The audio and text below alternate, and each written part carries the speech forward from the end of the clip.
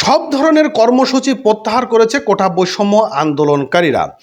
বন্ধুরা, আপনারা জানেন যে কোটা বৈষম্য আন্দোলনকারীরা তারা ডিবি অফিসে হেফাজতে ছিলেন এবং ডিবি হেফাজতে থাকার পর আমাদের ডিবি প্রধান হারুন স্যারের সঙ্গে তারা বৈঠক করেন এবং একই সঙ্গে রাত্রে ডিনার করেন। ডিনার শেষে তারা একটি নোটিশ জারি করেছেন, যে নোটিশে তারা বলেছেন যে তারা সকল ধরনের কর্মসূচি প্রত্যাহার করলেন। এখন এই যে প্রত্যাহার করলেন, কি কারণে তারা প্রত্যাহার করলেন, এখানে তারা মূলত যে বিবৃতি দিয়েছেন সেই বিবৃতিতে বলা হচ্ছে যে তাদের যে দাবি দেওয়াগুলো ছিল সেই দাবি দেওয়াগুলো পূরণ হয়েছে। প্রথম দাবি দেওয়া ছিল কোঠা বৈষম্য, কোঠা থাকবে না, মেধায় চাকরি হোক, এটা হচ্ছিল তাদের প্রধান চাওয়া।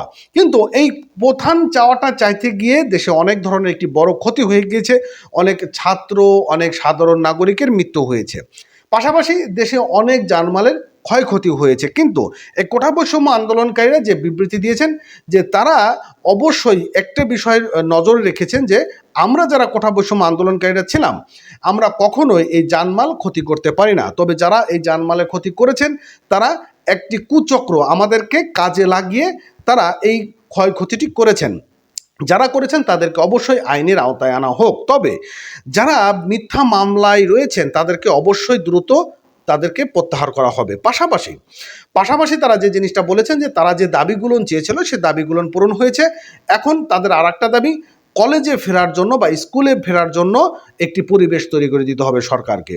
তো এরকম একটি কালবেলা পত্রিকায় প্রকাশ করেছে নিউজটি, যে নিউজটি খুবই গুরুত্বপূর্ণ আজকের নিউজটি, এবং দেশে মোটামুটি এখন শান্তি ফিরে আসলো না আসবে না সেটি আমরা পরবর্তীতে জানতে পারবো।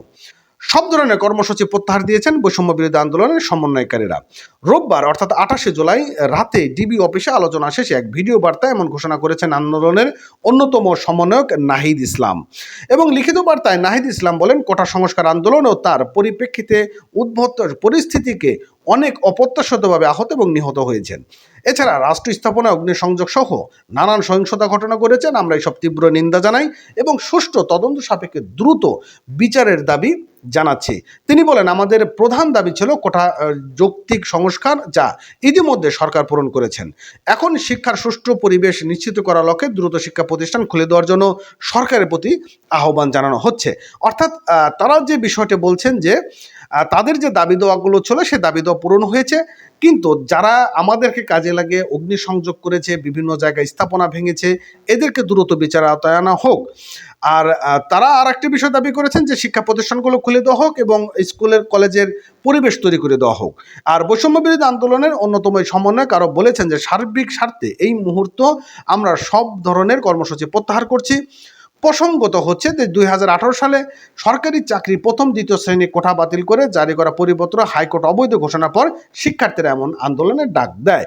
এই আন্দোলনের ডাক দেওয়ার যে একটা রেজাল্ট, সেই রেজাল্টগুলো ছাত্ররা পেয়ে গিয়েছেন, তাই তারা সকল ধরনের কর্মসূচি থেকে তারা প্রত্যাহার করেছেন এবং যাদের ক্ষয়ক্ষতি হয়েছে ক্ষতিপূরণগুলো সরকারকে দেওয়ার প্রতিও তারা আহ্বান জানিয়েছেন। ভালো থাকবেন। পরবর্তী নিউজ বা আপডেট পেতে অবশ্যই চ্যানেলটি সাবস্ক্রাইব করবেন। ধন্যবাদ।